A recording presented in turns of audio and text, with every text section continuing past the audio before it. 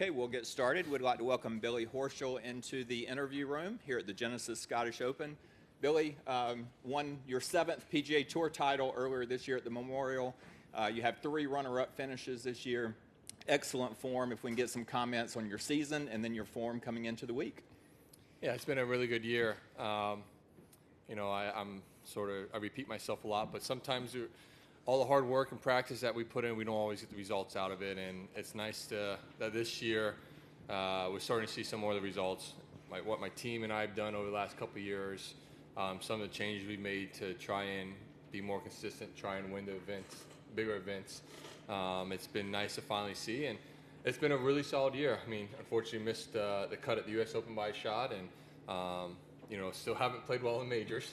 Hopefully that changes next week. But overall, it's been a really solid year. Games really been in an area where I haven't had to fiddle too much, and I can just sort of really focus on prepping each week, and that's been a big help this entire year. And I know winning on a world stage is important to you. You won match play, first American to win the BMW PGA Championship since Arnold Palmer in 1975. So how important are these next couple weeks to you? Massive. I think as golfers, as growing up, junior golfers, college golfers, we play this game to be remembered. We play this game to say we won on the PGA Tour. We won the same tournaments as Tiger Woods, Jack Nicklaus, Arnold Palmer. Same thing over here on the DP World Tour. When you're a European Tour player growing up, you think about winning the BMW PGA. You think about possibly winning a National Open. That's why we play this game of golf. The money is obviously something that is there, that we know that we play well, we get taken care of, but we don't play for money as a kid. I never thought about making X amount of dollars in my lifetime like that. That was never my goal.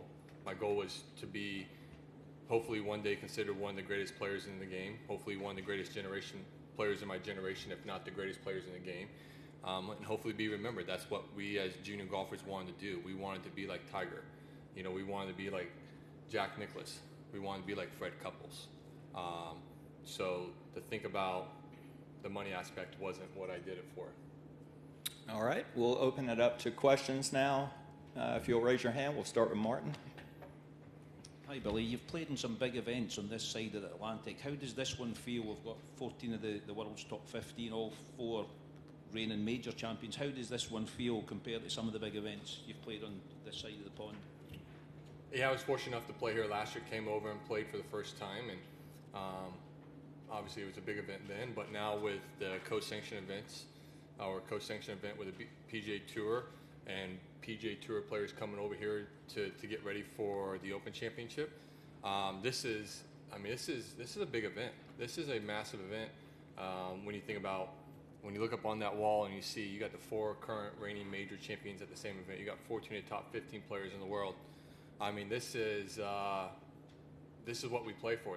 We want to compete against the best players. We want to see where we stand with our game, and what better place than do it here and at the Renaissance Club at the Scottish Open. Yeah.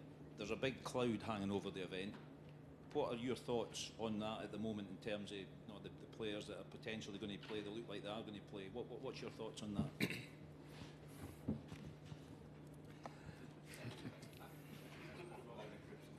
I believe they made their bed. They decided to go play a tour, and they should go play that tour.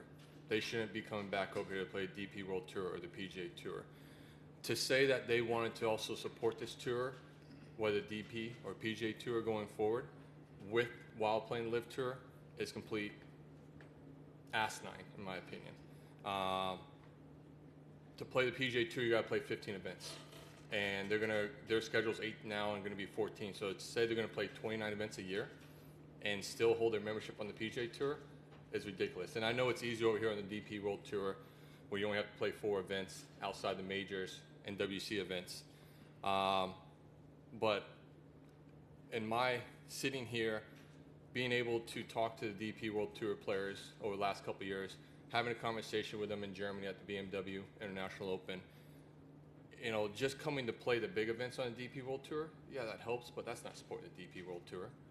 Go play something that's not a Rolex Series event. Go play something that's not in the Middle East. That's more important to the DP World Tour and the growth of the tour and giving back to the tour and helping these guys in the financial sense. of making sure that financially they're getting the rewards that they deserve over here. And they've lacked the rewards that we have on the PGA Tour.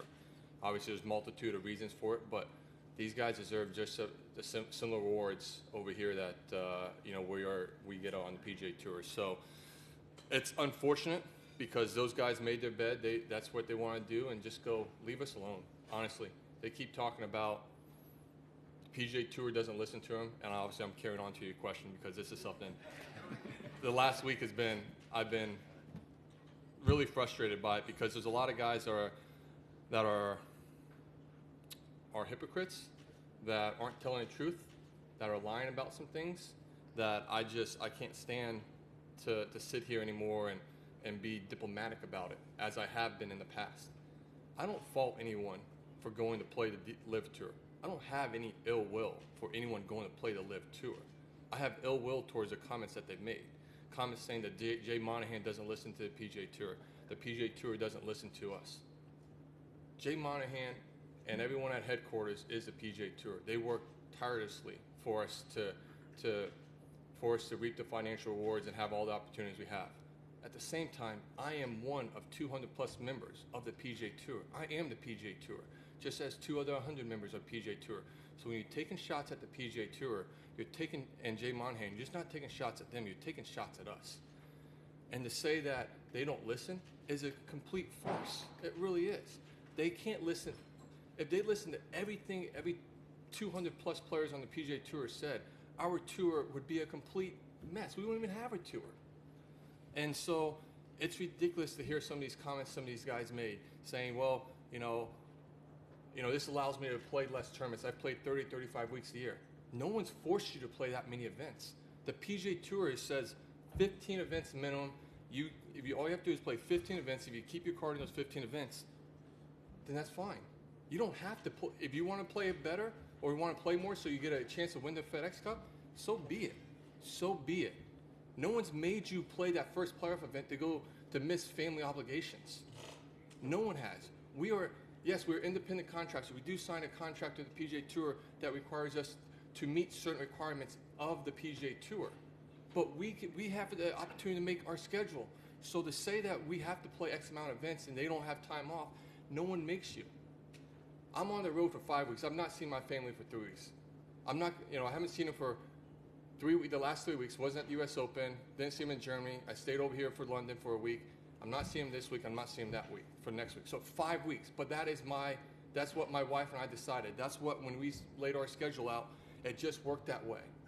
I made that decision to not see my wife and kids for 5 weeks. Am I crying about it? No. I understand. I'm living my dream, trying to play golf professionally and support my family financially.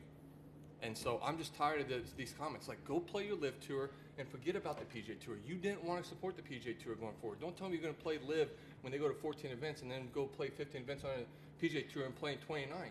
That's not a smaller schedule. You're not playing less. Sorry, carrying on. All right, we've got time for a couple more questions. Keep going. I got time. My practice is done today, pretty much. Let's go to Sean in the back. I have to follow that. Winning the WGC, was that kind of what opened up some doors for you to play more internationally? What made you want to do that? So in college, my college coach, Bud Alexander, said to be considered a global player, to be considered a world-class player, you have to go play around the globe. And you've got to play well and you've got to win events. Well, I did play a little bit around the globe, but that was with the PGA Tour. I have always wanted to play the European Tour, as I've said for the last X amount of years, growing up, watching the European Tour early in the mornings. That is what that's a lot of the golf I watched early on. So I've always had this fascination with the European Tour, and I didn't take advantage of it early in my career, and now that I'm sort of somewhat on the back end, I only plan on playing maybe another 7-8 years. As of right now, I want to take advantage of that opportunity. I want to be able to go play the European Tour, go play these tournaments that I've watched growing up. And so with the way our schedule worked, with some of the majors changing, with BMW PGA going from May to September, that opened up the doors. And then honestly, to see the reaction and the support that I had in 2019 at the BMW PGA, it really pushed me to come over here more, because I really appreciated how they supported me there at the London event, and then going to play Germany a couple weeks ago, similar reception and everything. And so it was really nice to have that, and you know, winning the match play was just, you know, one of those added perks that allowed me to be top 50, get a little more recognition, get some more opportunities to take advantage of coming over here and playing in Europe. And you mentioned majors, including the Open. Probably not the record you want. I'm sure you're trying to figure out how to change that. Are there anything specifically you're working on this week to try to change your record on links? No, it's funny. I think for the last year and a half, I think our prep before majors and how we felt before we teed it up on Thursday has been really good. Unfortunately, I've become somewhat of a mental midget on Thursday and sort of fallen back into old habits, which, you know, we've talked about and worked it out. And I think U.S. Open was the first, 3 weeks ago, was the first one where I felt like I went out there and I wasn't trying to not mess up. I was trying to go out there and win a golf tournament, hit the golf shots that were required. I wasn't trying to be too perfect and not put myself in a bad position and that could cost me losing, you know, missing the cut. I went out there trying to play well, and unfortunately I just didn't hit it good enough, you know, early in the week, and I made no putts on Friday. So, you know, we're still trying to put the pieces together. I think we've sort of all got them laid out on the board, and we think we know where they need to go. And we'll try again next week, and hopefully all the pieces come together next week. Okay, let's go over here to the left. Billy, it's Brian McLaughlin here from BBC Scotland. Terrific to see your passion for the PGA Tour and the DP World Tour. You've made some fairly strong comments there, saying that some of your colleagues have been lying about what they've been saying. What is the mood in the PGA Tour locker room then to these players who have gone to those who have stayed? Listen, there is a division a little bit in our locker rooms, and I think some guys are more upset than others. You know, I'm not upset with them. You know, as I've said, I have no ill will towards them. I'm just tired of hearing comments that are not truthful. But there are some guys that, you know, in all spectrums, some top tier guys, mid-level guys, bottom guys that are upset. You know, they feel that they're abandoning the PGA Tour. The PGA Tour needs to be stronger on them. So yeah, there is you know, do I know the percentage? No, just some comments that I've heard that guys are frustrated, and if that's what they want to do, just go away, stay away. Like, we don't, you know, pretty much they said, like, we don't need you anymore. Like, if you don't want to be a part of this tour, which is giving you so many opportunities to make a name and build a financial, you know, stability for your family and everything, then, you know, that's fine. Just stay away, and we'll be fine without you guys. Finally, about St Andrews, I spoke to you at the Dunhill a few years ago. I think it was your father. Was it your father's birthday? My father last year, yeah. Do you still get the buzz when you drive into the town? And what makes St Andrews, for you, the place that it is? Yeah, I think for St Andrews, I'm just repeating a lot. It's the home of golf. It's special, and the course is special, but I think it's everything that encompasses that. It's the golf course, it's the town, it's how the residents, you know, really welcome you in there. I played Dunhill with my dad last year. It was his 70th birthday present. He turned 70 on, I think, Saturday, if I remember correctly. And I was coming off a lot of golf, and so I was, you know, relaxing, you know, after rounds, and my dad was headed down to Dunvegan, you know, and they welcomed him there with open arms. And I remember coming in there later in the week, and because he would meet us, I would meet them at dinner, and I went in there later in the week, and I walk in, he's got a table, he's got 6 other guys around, you know, buying pints, telling stories. I mean, they're like, hey, we welcome your dad. He's welcome to come hang out with us whenever he wants. I mean, so that's what makes that place special. I mean, there's so many things that go into it, but just the way people embrace the town, whether it be the residents or the visitors or the tourists, it's such a special place. It has so much history that it's tough not to be able to feel that energy and that excitement when you start driving in. All right, let's go Bernie and then Greg.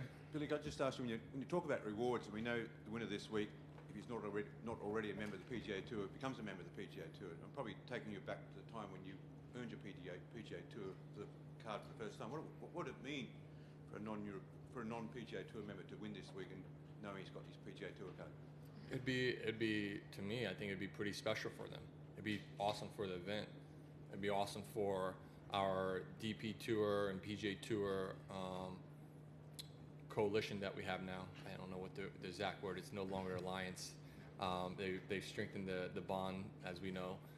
But like I said, I mean, depending on for maybe someone on the European Tour that doesn't have a PGA Tour card, you know, they probably grew up wanting to be part of the European DP World Tour, and then when they got out here, not that this tour is lacking in any way in sense of competitiveness or anything, but you've seen the move to the PGA Tour and you want to compare yourself to the best players in the world. PGA Tour is where you want to go. So they probably thought, okay, well, that's where I want to get to next, possibly. Not every European Tour player thinks that way. I've talked to them. They're happy playing on the DP World Tour. They love it over here. But some guys want to go over there and try their craft out in the PGA Tour. And so, you know, for someone who has that desire and that dream, I mean, that's a special moment for them, knowing that they have a chance to come over on the PGA Tour, be a member, and compete at the highest level with the best players in the world. Just quickly, can you remember that special moment in your career? It was 2009 Q School down at Bear Lakes. I think I finished 7th or 8th at Q School, and it was. I mean, I was 22 years old. I was a little bit cockier, and I knew I knew I was going to get my card that week. So I just sort of, I mean, it happened, and like I said, I'm not a big guy or a big guy in the sense that celebrates and you know, really takes it in and gets real emotional about things like that. But, you know, looking back at that now after being on the PGA Tour for 13 years, it was an unbelievable time to be able to fulfill my dream of making it to the PGA Tour. All right, let's go Greg and then over to Wayne. Hey, Billy. Noticed a change in the team. Johnny Longsocks on the bag instead of Fooch. Reason? Yeah, I missed a cut, unfortunately, at U.S. Open, and I missed way too many cuts with Fooch on the bag, so I fired him. No, unfortunately, Fooch applied for his green card last fall, and like everything around the world, it's taken a little bit longer, and you know, he's not able to travel while he's on that process, and so he called up a good friend, Johnny Longsocks, and coerced him out of retirement to come work for me for a few weeks. And so it's been great to have Longsocks on the bag. But like I said, I'm talking to Fooch on a regular basis, you know, FaceTiming him. He's going stir crazy at home, you know, going crazy. And so hopefully we can make his world a little more crazier. We can win these next two and make him feel even more bad about not being here. All right, we'll go Wayne and then Alex. Hello, Billy. How badly advised were these live people in terms of, I mean, the live players, in terms of what they were being told to say? Because this line about growing the game seems to me to be absolutely ridiculous. I mean, who on earth told them to say that? Yeah, I would agree with you. I mean, Justin Thomas said something on a podcast, I think, last week, and I think every player out here has said the same thing. Just give us the real reason why you went. It was a financial decision. And that was it. Don't say you're growing the game of golf. Don't say you're doing it because you get to play less golf, because you can do that on the PGA Tour. You can play 4 majors and 11 other events, and that's 15 events a year. So I think, I don't know if they're getting media training. Obviously, I've heard they aren't, or they're getting talking points. I don't know. But like I said, I just wish they would be honest and just say, we made the decision purely for a financial decision, and not because this is a cool format, or I'm really excited about having a shotgun start and playing only 54 holes. Yeah. I mean, that's not the main reason you're doing it. You're doing it for what you put in your pocket at that point in time. So for me, I just wish that some of this other stuff that they're saying that just everyone laughs at and makes fun of, I think everyone else would just have maybe a little bit, they would maybe give them more respect for honestly owning up and saying it's a financial decision, and that's why I made the decision. Well, they were even being schooled in what to say at Slaley Hall, which was the event before the Centurion. You know, yeah, I like I said, I'm not aware of that. Yeah. If that was the case, like I said, all I'm going to say is that maybe they were giving some talking points, maybe not. Maybe someone said a few things and that sounded good. And another guy said, I'm going to copy what he said because that sounded great. But like I said, I don't know if they were getting media training or what to say or anything like that. But, when you're under contract and you work for somebody now, you're an employee of an employer, now you're saying certain things that the employer wants you to say. It's different on the PGA Tour, DP World. I don't have to worry about what I say. PGA Tour can't fire me. All right, let's go to Alex. They can find you, Billy. Can they find me? Yeah, I've been fined once or twice in my career. I can pay a fine. Could you explain when Jay Monahan and Keith Pelley got together and said that they were expanding the strategic alliance? We're trying to understand, how does that benefit the PGA Tour players? That's a great question. I mean, I'm privileged to a lot of information based because I'm on the PAC. Also, I live in Ponte Vedra. I have a great relationship with Jay Monahan, Andy Paz, and a lot of the people at PGA Tour. So I'm fortunate enough that by asking the right questions and being intuitive, I try to get poke and get a little bit more out of them. How does that help the PGA Tour? Well, I think what it does is it makes our tour stronger by joining up with what's been, in my opinion, this is my opinion, by joining a tour that's been a rival of ours over the years. Now we've come together to hopefully try and defend and protect and grow what both tours have created over 60 plus years against a threat from someone who's coming in and trying to honestly just throw money at the game of golf, hoping that they can, get something out of it, whatever they want to get out of it. But I'm probably not the perfect PGA Tour player to ask in that sense because I'm very fortunate enough that I have membership on both tours. I'm very fortunate enough that, I have great sponsors, and so I'm taken care of very well. But how does that help every PGA Tour player? I'm not knowledgeable enough to give you an educated answer. I can ramble on for 20 minutes that still makes no sense. All right, let's take a couple more. Craig? Hi, Billy. A lot of the players have spoken about legacy and things like that in terms of winning tournaments, but maybe 10, 15 years down the line, you boys that have stood strong just now and shown the guts and the strength to defend your tours, maybe look back with as much fondness by people as people who've won events. How proud will that make you to be the guys who stood up when golf needed you to stand up? Yeah, I think if people knows if you know who I am, I'm a very loyal person. I'm a very honest person, and if I care for you, I'm willing to do whatever it takes, to help you out. And I care for the PGA Tour. I love the PGA Tour. The DP World Tour has been another tour that I've come to care for and love and get to know these guys and get to know the people who run this tour. And so they're great people. And so to see both tours being attacked and being challenged, which I think competitive,